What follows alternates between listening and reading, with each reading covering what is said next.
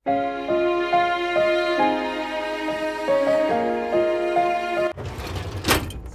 selamat pagi, salam sejahtera untuk kita sekalian. Berjumpa lagi dengan saya dalam Apel Pendidikan Agama Kristen. Saya berharap semua dalam keadaan baik, sehat sama seperti saya. Dan kita bersyukur kalau saat ini dalam situasi yang tidak kita inginkan, masih sama ya, kita masih dalam situasi COVID-19, kita masih harus stay at home, kita masih belum bebas melakukan banyak hal atau kegiatan di luar rumah. Tetapi kita bersyukur karena perlindungan Tuhan, sampai saat ini kita masih dalam keadaan baik, sehat, dan kita masih bisa menghirup udara segar seperti saat ini. Dan kali ini kita akan memulai pembelajaran kita dengan Mapel Pendidikan Agama Kristen, masih dengan tema yang sama, yaitu bertumbuh menuju kedewasaan yang benar.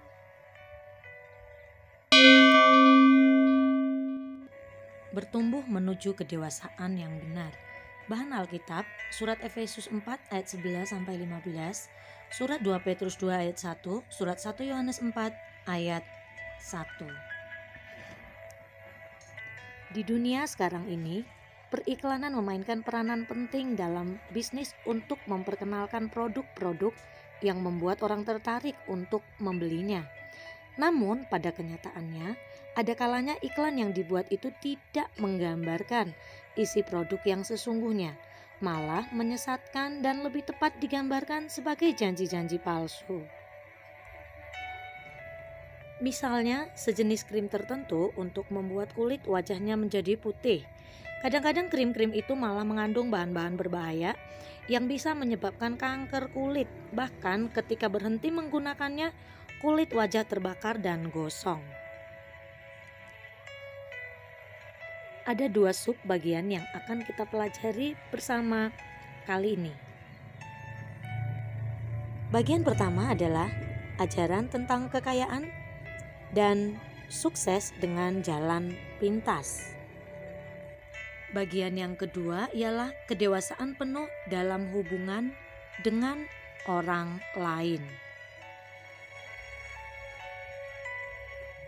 Semakin banyak orang yang percaya akan ajaran palsu bahwa sukses dapat dicapai dengan jalan pintas.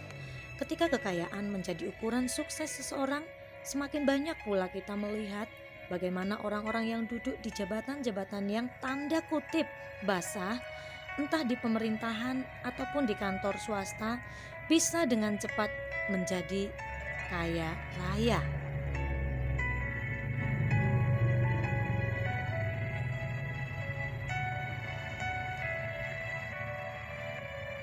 Hal ini tampaknya disebabkan oleh pergeseran nilai-nilai di masyarakat kita yang sangat menonjolkan kekayaan materi dan kesenangan badaniah, atau dengan istilah yang sering kita dengar dengan istilah hedonisme sebagai ukuran sukses di masa kini. Karena nilai-nilai itu yang ditunjukkan sebagai kelaziman, antara lain lewat iklan-iklan di media massa, dan bahkan juga oleh pemberitaan-pemberitaan tentang gaya hidup para selebritis di negara kita, maka orang-orang pun berbondong-bondong meniru gaya itu. Sebuah berita mengejutkan terjadi di salah satu kota di Pulau Jawa. Dilaporkan bahwa seorang murid SMP terlibat dalam praktik pelacuran. Ia menjual teman-temannya yang masih duduk di SMA untuk melayani laki-laki hidung belang sebagai pelacur, hanya karena anak-anak itu ingin memiliki HP pintar BlackBerry. Kompas ingin punya BB, siswi SMA di Surabaya jual diri 9 Juli 2013. Bukankah ini tragis? Mengapa remaja-remaja itu tidak berpikir jauh tentang masa depan mereka? Bukankah semua ini tanda-tanda ketidakdewasaan? Mungkin tidak pernah terbayangkan oleh kita bahwa agama Kristen akan menyebut nilai-nilai yang berlaku luas di masyarakat kita itu sebagai ajaran palsu. Namun kita tidak bisa menolak semua itu. Tuhan Yesus sendiri pernah mengatakan, manusia hidup bukan dari roti saja, tetapi dari setiap firman yang keluar dari mulut Allah. Matius 4 ayat 4. Maksud ayat ini bukanlah semata-mata supaya kita rajin membaca Alkitab, melainkan terutama sekali supaya kita bisa mengenali ajaran-ajaran yang merendahkan nilai-nilai kehidupan, yang membuat hidup tidak lain daripada sekedar memenuhi kebutuhan biologis semata-mata.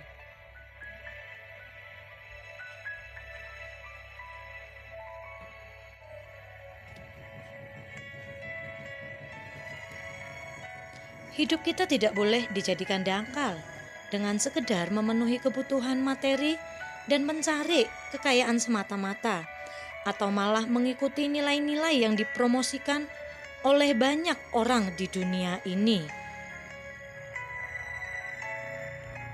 Bacaan dari surat Kolose mengingatkan supaya kamu menerima segala hikmat dan pengertian yang benar untuk mengetahui kehendak Tuhan dengan sempurna, sehingga hidupmu layak di hadapannya serta berkenan kepadanya dalam segala hal. Dan kamu memberi buah dalam segala pekerjaan yang baik dan bertumbuh dalam pengetahuan yang benar tentang Allah.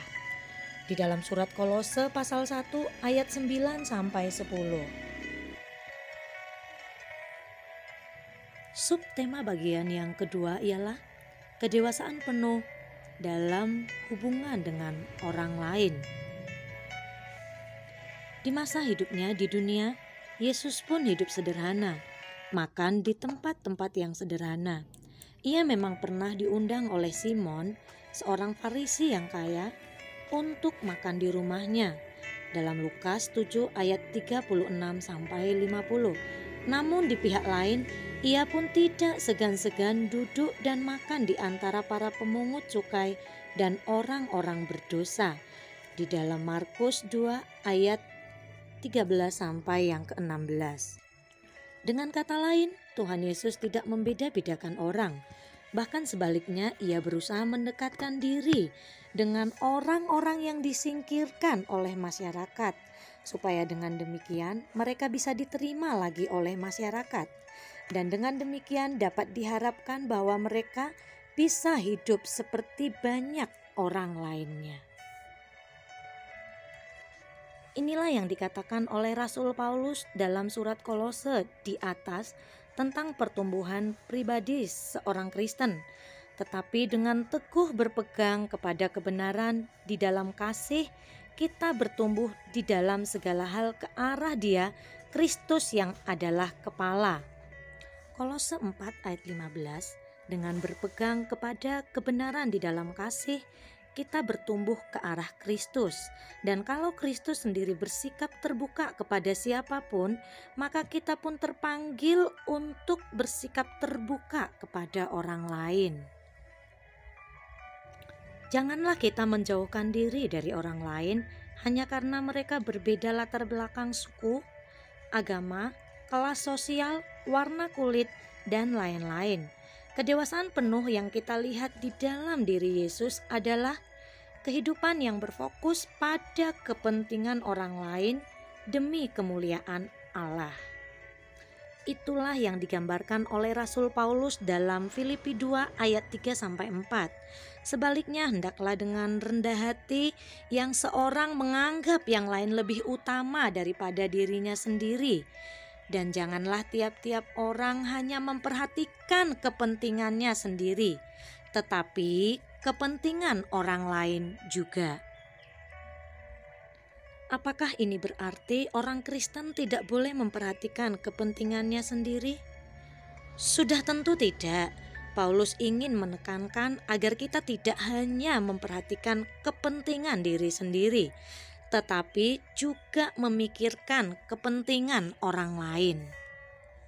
Rangkuman untuk pembelajaran kali ini ialah kedewasaan yang benar yang mestinya terjadi pada hidup kita masing-masing adalah sikap hidup yang tidak mudah diombang-ambingkan oleh pendapat orang-orang di sekitar kita. Kedewasaan yang benar itu mestinya tampak dalam kemampuan kita ketika kita diperhadapkan dengan berbagai ajaran, pemikiran, filosofi, bahkan juga iklan-iklan yang mengajarkan sukses, keberhasilan, kekayaan, kemasyhuran yang mudah dengan jalan pintas. Alkitab justru mengajarkan yang sebaliknya. Kedewasaan yang benar adalah kedewasaan yang berprinsip, yang didasarkan pada firman Tuhan. Sekian pembelajaran kita kali ini. Saya berharap semua diberkati oleh Tuhan dan sampai jumpa pada pertemuan selanjutnya. Shalom.